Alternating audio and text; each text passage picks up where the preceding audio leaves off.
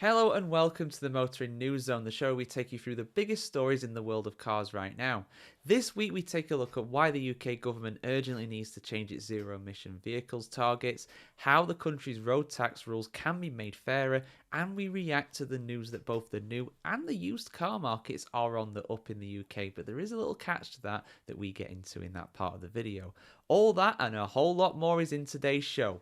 Let's dive. So, got some car market news. The automotive selling sector has had a bit of an update here. There's a new update on the motoringchronicle.com for both the new and the used car market, saying that it's going to grow, but acquiring new to brand customers is critical for the 2025 success of new cars. Let's have a look at what this is referring to here.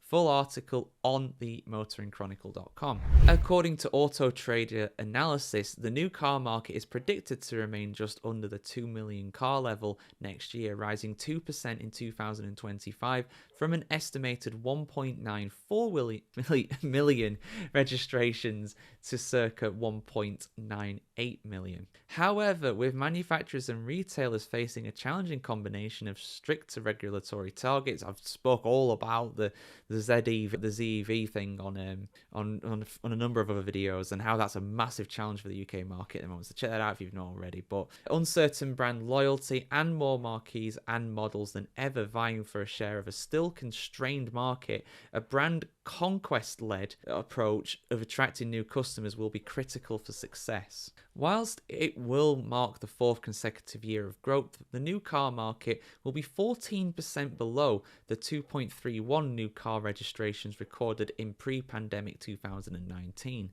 Since the atypical years of 21 and 22, new car supply has returned, retail demand for new electric vehicles (EV) has eased, and zero emission vehicles (ZEV) targets have been introduced.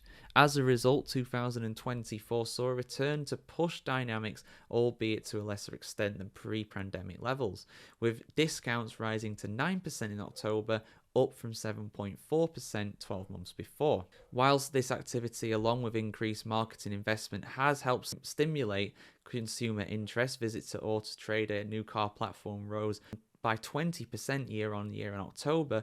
EV market share in 24 is predicted to reach just 18%, which is 4% short of the 22% ZEV requirements.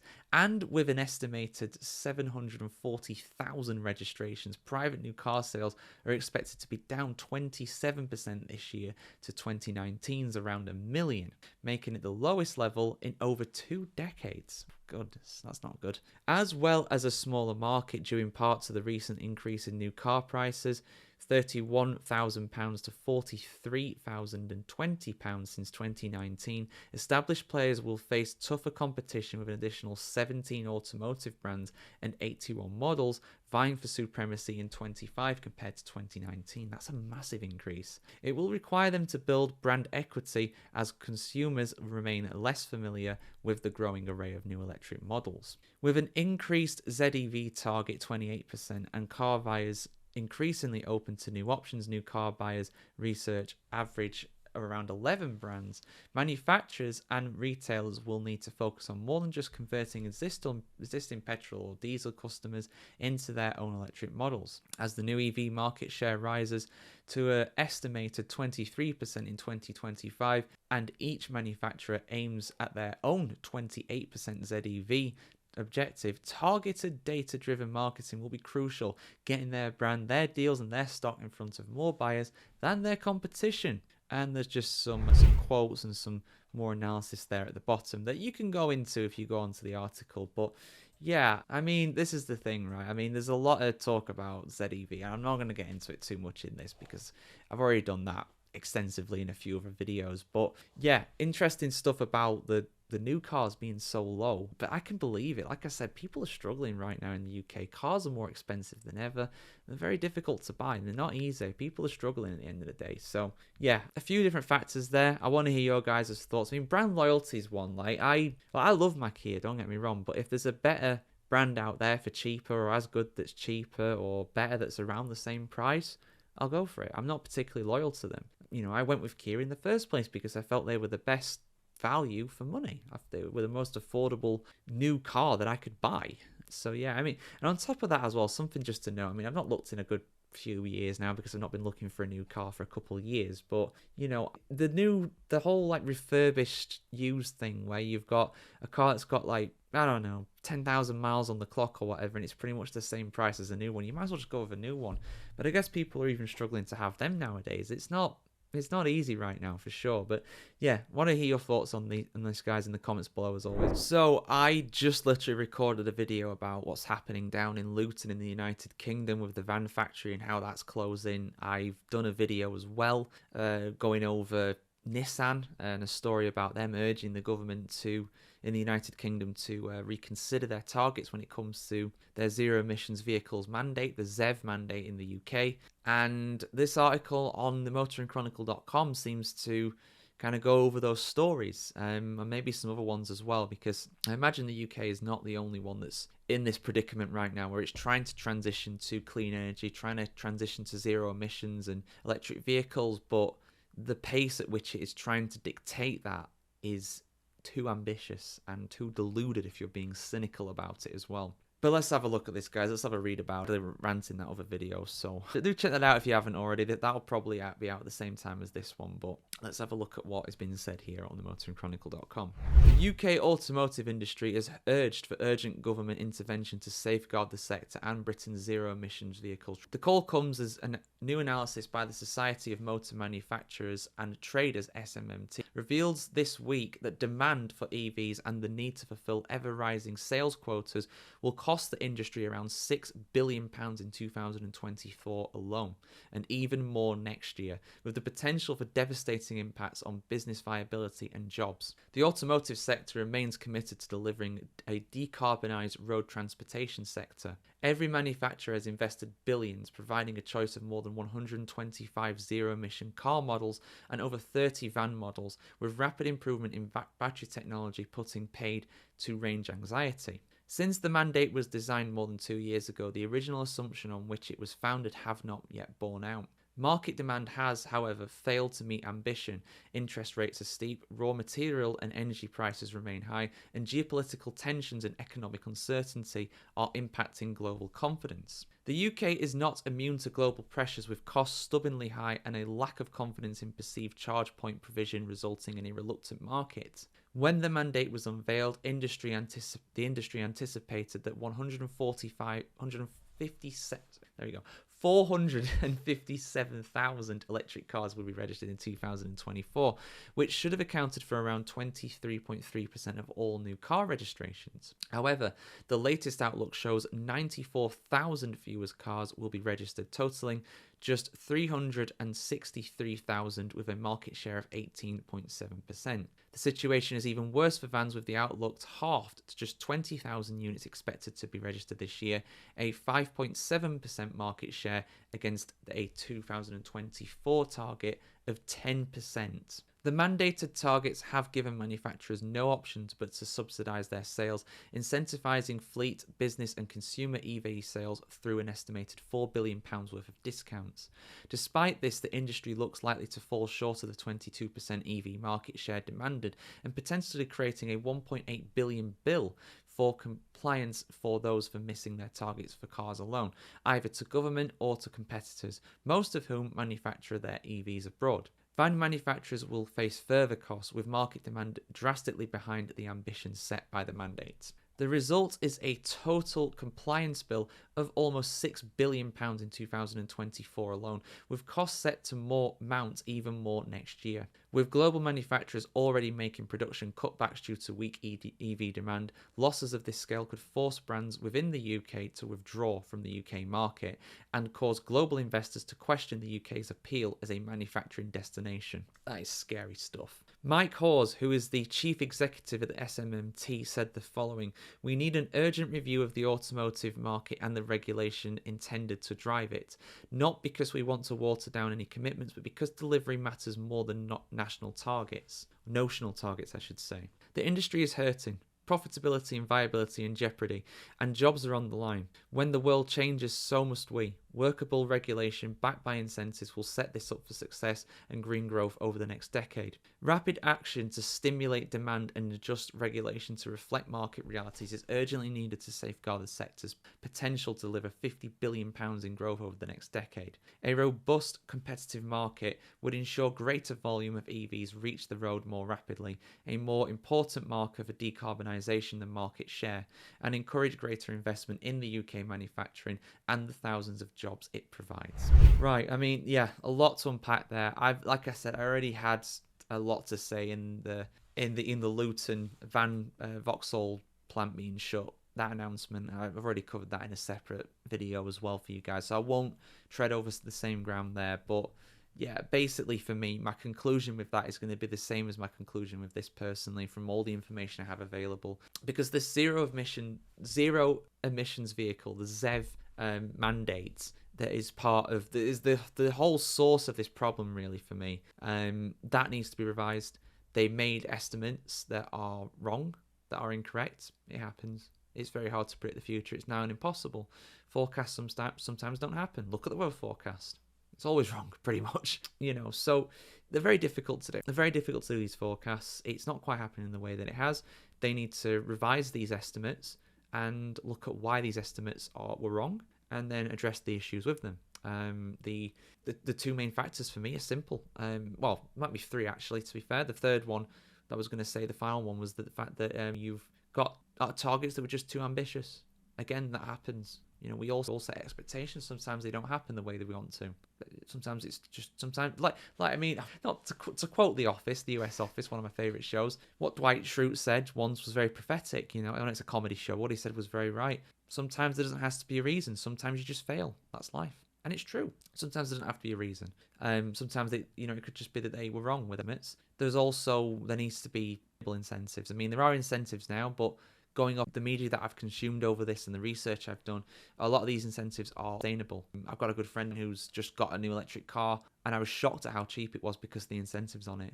That's honestly, it's probably not sustainable for the manufacturer. Great for the consumer, absolutely, but the manufacturer can't do that in the long term. This is not a flash in the pan. This is the future of the entire nation when it comes to its transportation. Because we all know that public transport's not good enough in the UK. You need a car these days, absolutely. And it's hard to have a car these days. It ain't cheap, no doubt. But yeah, there's that, and also there's just the infrastructure as well. The second thing, the final thing I'm going to talk about, because I started with three because I'm strange like that sometimes, I guess. But yeah, the infrastructure's not there. It's been improving slowly, but it's not been enough. There are incentives such as all new houses having a charging port, for example, in the UK, which is good, but in terms of the range anxiety that people have got when using public charging ports, the cost of doing that at times as well, people getting caught out without the complexity of it as well. Like, my dad's got 3 apps on his phone to charge his car. Like, why? Just plug it in. Why is it no different to a phone or a laptop? Just charge it. So the factors like that, and that all needs to be sorted out. And it will be. I'm sure it will be. But right now, the biggest thing is that they need to look at this ZEV mandate and they need to correct it. Simple as that. There is no two ways about it. This is not the government's fault. This is the previous government's fault. That people listening and watching outside the UK, we elected a new government in the summer through the general. These targets were set out by the previous government. The new government has now inherited these, because this is something obviously going to be going on until 2030, when they're meant to get rid of diesel and petrol vehicles entirely. No new ones being manufactured after that date, which I don't see happening. I think that's impossible. Personally, I don't see how we can do that sustainably. Happy to be wrong. We've got just over 5 years for it, and for me. But yeah, they need to get more incentives. They need to get the infrastructure there. They need to invest in that, and they need to revise the target. The first thing they need to do is revise those targets, because otherwise you're going to kill. You are going to kill your golden goose. You're going to kill one of the biggest industries in the United Kingdom, that being the car manufacturing. People say that industry is dead in the UK. It's not. But it's not alive and well at the moment. It's alive. It's not well. It's sick, and it needs help. But yeah, what are your guys' thoughts on it? I want to hear yours in the comments below, because it's something I'm very passionate about. These are thousands of people's jobs on the line. Forget all the money. Forget all the cars, right? These are thousands of people's jobs on the line. These are their livelihoods on the line. And they're going to lose their jobs, essentially. Thousands of people. Ford have downsides. Nissan and Vauxhall, they're getting rid of one of their plants and transferring up to Ellesmere Port. They're effectively downsizing. So yeah, Let me know your thoughts in the comments below, guys. So, if you're looking for a used car, there are certain models that on average are in better condition than others. That's just a fact of life, you know, whether it's the owner, whether it's the type of car, the age, the mileage, anything like that. Some cars are just inherently better than others to go for. Often the more reliable brands are the ones that are from Japan and Korea, while those that are less reliable you might find from France and Italy. But there are variations from those countries, for example. But let's have a look at this, guys. There's an article here on the motoringchronicle.com that's going over which, on average, are the best models in terms of their overall health, their maintenance, their condition when it comes to the used car market. Exclusive analysis by UK's leading automotive servicing and repair company has revealed which cars, on average, on the UK roads are most likely to have had components replaced and potentially be in the best condition as a used car buy. Motorists considering buying used Hyundai, Citroen or Nissan should take comfort as they are the most likely to find newer components. It's not just those that don't need repairs at all, it's also those that have newer components. That's an interesting way of measuring this. More than 2 million of the UK's car owners take their vehicles to quick fit centres each year. The company's analysts, there we go. Oh, my goodness me. Absolutely got tongue-tied there. Looked at which models were disproportionately more likely to be brought in for maintenance in every area of Great Britain. From its inaugural maintenance index, QuickFit has ranked the models by the number of locations which the drivers were most likely to have brought them in to have new components fitted. The analysts assessed replacement of a range of common components including brakes, batteries, exhaust, steering, suspension and shock absorbers, wheels and windscreens too. The QuickFit team found that this year the ranking is topped by the Hyundai i30, the Citroen Berlingo, the Citroen C1 and the Nissan Note. The i30 received more new components than the average car in 8 areas of Great Britain, while the 2 Citroen models and the Nissan Note each top the table in 7 areas. Models from Ford, Honda, Kia, Mazda, Peugeot and Vauxhall also appeared high in the ranking spots in the index as shown in the table below, which I will now read out for you guys in reverse order. So at joint 10th you've got Citroen DS3, the Honda Jazz, the Kia Picanto and the Peugeot 2008 with 4 replacement components.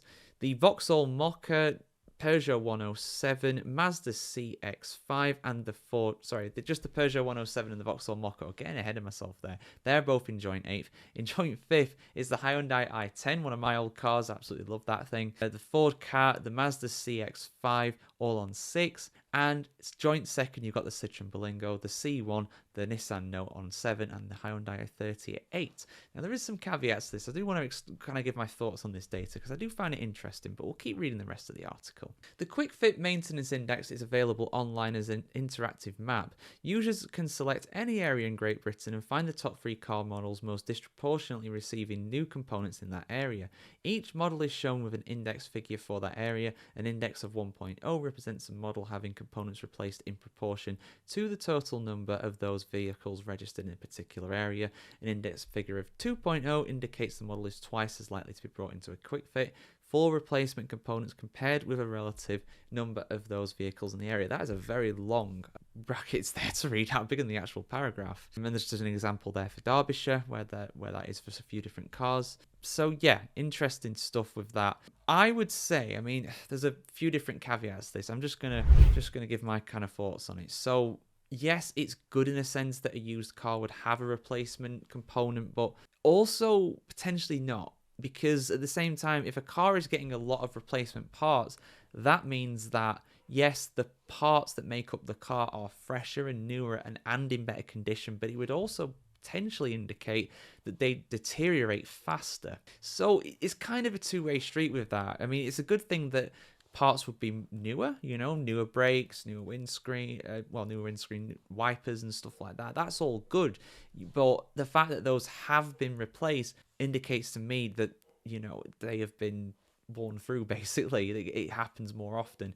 Now, everybody's different. Everybody's got different needs for cars. An old user of a car could have, you know, absolutely ragged the thing around the estate all the time, and that could cause damage to it. Another person, you know, might get someone who's like an old granny or something driving at 20 in a 30 zone, putting absolutely no stress through the car. So there's different caveats to it. Every car's different, but it's an interesting metric to measure it by. But Personally, I would always try and aim for a car that in general has had less fails on its MOT. I think that is a better indicator. All before you buy a used car, look at the registration plate. You can go online, go to the government website, put the registration plate in, and you can actually see whether it's failed in the past, how many times it's failed, if it's had many minors, and also what for. If a car's had a few failures and it's just for something minor, I don't know, like not enough windscreen wiper washer or something like that, because you can fail MOTs for that in some places apparently for it, then yeah, go and have a look and see what the overall health of the car is like, the history of it's like. That's probably more important. But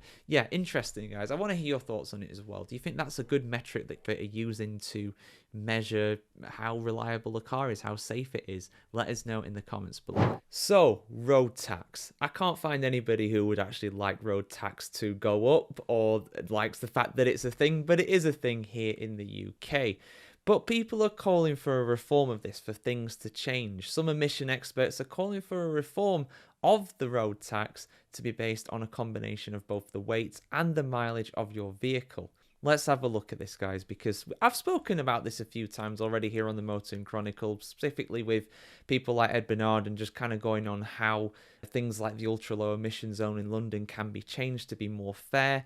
So this is something that's kind of on that kind of, kind of thinking really, it needs to change. But how should it change, and how would that work? Well, let's have a look at what's been said here. Full article on the motoringchronicle.com as always, guys. Cars should be taxed on a combination of weight and mileage, according to a radical new study from emissions experts Nick Malden and Felix Leach. Malden, who is the CEO of emissions testing company Emissions Analytics, and Leach, the Associate Professor of Engineering Science at the University of Oxford, will be launching their new book, Critical Mass, The One Thing You Need to Know About Green Cars and Kelb College, Oxford, on November the 25th, which is actually yesterday as I record this, but of course that'll now be available in all good bookshops, of course, and the Imperial College London on the 2nd of December. The events will outline proposals for a simpler, more environmentally credible road tax system. The launch of the book will be hosted by Chief Executive of the RAC Foundation, former Director General at the Department for Transport Steve Gooding, and Professor Gautam I can't say it. Gautam. Let's go Professor Gautam. That's a lot easier. Until recently visiting professor at the University of Oxford. The book outlines in brutal clarity that the current system for vehicle excise duty, VED, is flawed, even calling it a mismatch of incentives and penalties. The result is a powerful evidence-based thinking that has the basis to cover bitter factional disputes between different groups trying to promote one powertrain over another. Former Secretary of State for the Environment and Deputy Prime Minister Michael Heseltine said, "I welcome this contribution to the most important challenge of our time. It is a timely release, to say the least, because next year the so-called road tax will undergo a major overhaul, and it will include electric vehicles that are currently exempt from VED. And that includes things like the congestion charge as well in London. EVs will no longer be exempt from that, which is, that's a big change, to say the least. Starting on the 1st of April 2025, EVs will lose their VED exemption, however.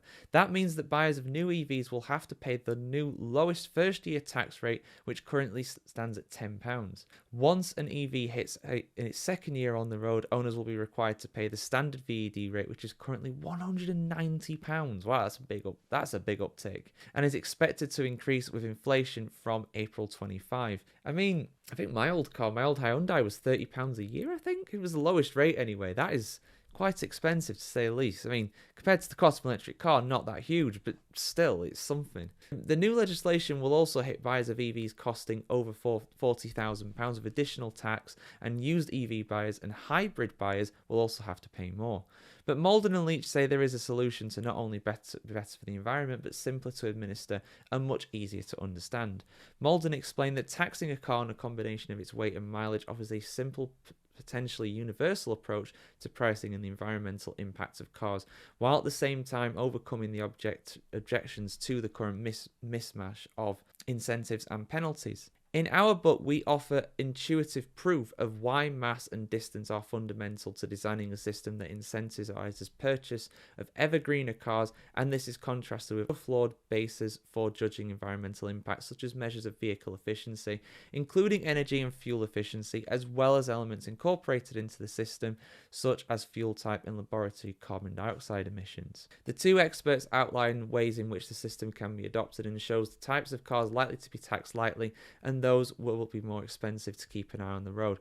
Broadly, smaller cars will be cheaper to tax. Under Malden and Leach's proposal system, take an example from the UK, an average car is 150 kilograms lighter and does 1,000 fewer miles. The owner would pay £100 less per year. Specific tax rates are proposed and compared to existing taxes to illustrate winners and losers, winners being small city cars and losers including high mileage heavy cars and SUVs, explained Leach. The concept proposed is a reliable revenue raiser at a time when widespread fiscal pressure and declining vehicle taxation. It could also be adopted rapidly and transitioning to it is easy. The idea of taxing a car on the basis of its weight and miles travelled also translates easily for car buying to the public that also has to negotiate confusing rates of inconsistencies, while car makers have increased the size and weight of their models with impunity. That's also a thing, yeah.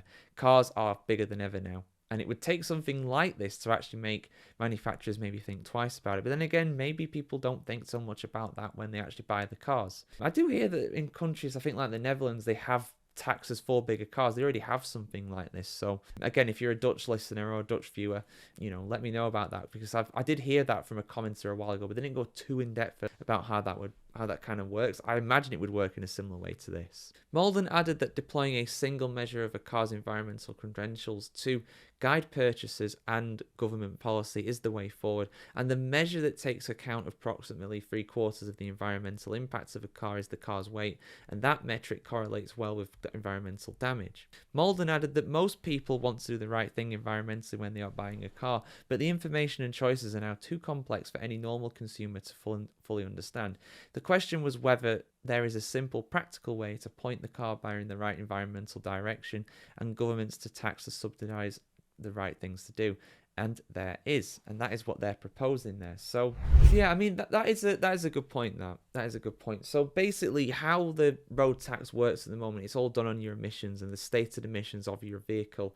I don't think, and I could be wrong with this because I've not actually owned a car that's for a very long time. I've only ever had cars for like 1-2 years so far, to be fair. But I don't think those values really change the actual emissions of the car. So what I mean by that is that obviously in year one, your car will be, do an average of 40 miles to the gallon, just for argument's sake. And then year two, it might be slightly less because the engine's slightly older and so on and so forth. So as the car does more mileage, in theory, it becomes a little bit less efficient. I mean, we're talking marginally here, but it would still make some sort of difference. So I don't think that is currently factored into the actual calculations, and also at the same time, it's not done on the amount of mileage you do per year, which again, you think that the more mileage you do, the more you should be taxed for that in effect. I know that if you lease a car, like I do, then the more miles you do on that, the more it costs you, because you're basically using the car more. Road tax is something that's exempt from that. Now, it's all about how they implement something like this, because it has to be done in the right way. We can have the right intentions here, but sometimes these kinds of changes that people call for have negative consequences with the way that governments often actually employ them. For example, I always use the example of car insurance. Now, years and years ago, car insurance in general used to be cheaper for women than what it was for men, because statistically, men are more likely to be in accidents, and you can understand the thinking behind that. However, some people were like, no, we want equality. This isn't right. We want to have the same kind of insurance for both men and women. We want an equal system here. So the government said, yeah, sure, no problem. So what the companies then did is that, because you have to go to obviously a private company to get your car insured, they basically raised all the female insurances up and kept the males the same. So it didn't benefit anybody. It just made it worse for women. So we have to make sure that this goes in the right direction. We have to make sure it's implemented correctly, because otherwise it's not going to be as people kind of thought it was going to be, and it could be a problem. But in theory, what they are suggesting, it does make sense, because the more you use a car, the more emissions it's going to have. So therefore, you would think it would charge you more, but it doesn't. I don't think it does. I think it's literally just done on the car, and it's like, yeah, you can use it for as much as you want, which I understand why people like that. But if it's done in the right way, something like an alternate solution, like these guys are suggesting, I don't see any problem with it personally. But it's all about how they implement it. That's the key thing. But what do you guys think? Does the road tax system need to change? Is it right that EVs are going to be charged road tax starting in April next year? Let us know your thoughts in the comments below. And of course, keep it tuned to themotoringchronicle.com to see much more content on the world of motoring just like this.